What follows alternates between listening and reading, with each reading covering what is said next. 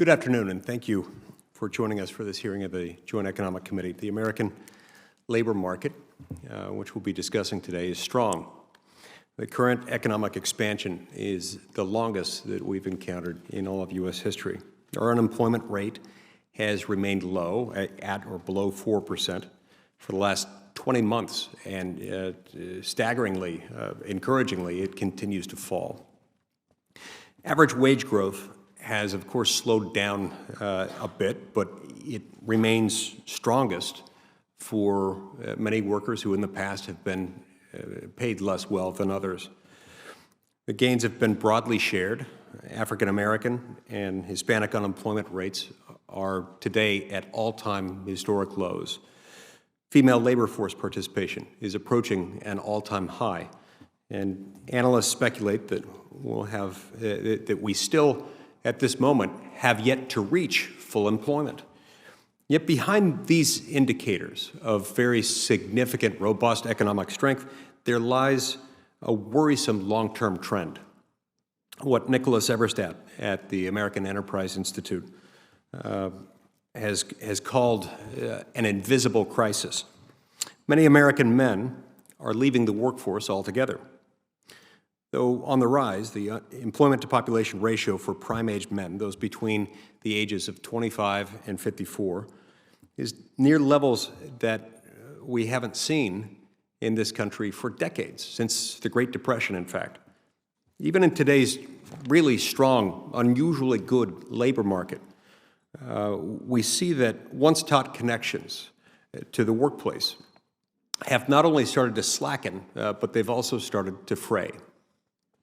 The economic implications of such disconnection should be clear to all, and anecdotally, many of us have observed this in one fashion or another, but the Joint Economic Committee's Social Capital Project, as part of its mission to understand and explain what we refer to as associational life in America, has studied the plight of these disconnected men and identified potentially greater, more severe consequences for the health of our families and our communities.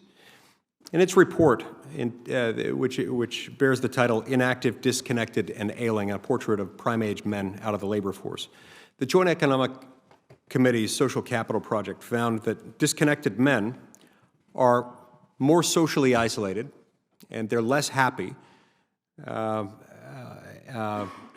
and that this is a problem, that they are more isolated and more disconnected than their employed peers.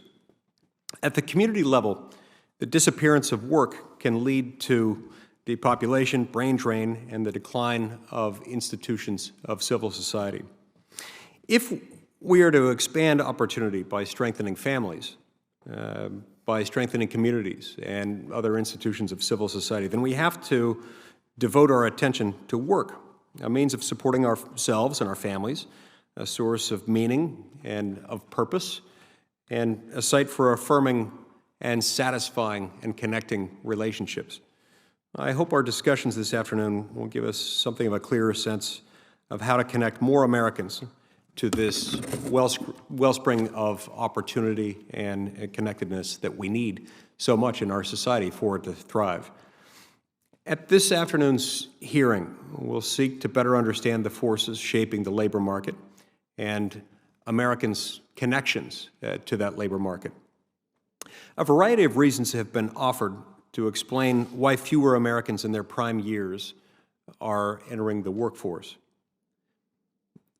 Several interdependent themes emerge from most analyses. We've got declining economic dynamism, falling worker mobility, stagnating wages, trade exposure, employment polarization, skill bias, technological change, and an expanding safety net that sometimes has implications beyond those that were intended at the time of the creation of the program at issue. Our next step will be to consider policy reforms consonant with the most plausible explanations for declining prime-age labor force participation. What barriers to opportunity can we identify first and then try to remove? How might incentives to join the workforce be strengthened? What might the government be doing to impair the removal of those barriers?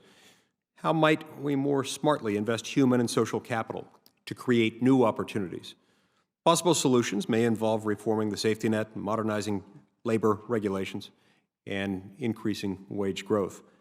The Social Capital Project will cover a number of these topics in a forthcoming report, all of them, in fact. And that report will, in turn, be informed by the insights of today's panelists. I look forward to their testimonies, and I'm grateful to each of our panelists for joining us today for this productive conversation aimed at drawing disconnected Americans off the sidelines and into the workplace. I now recognize Senator Hassan for her opening remarks.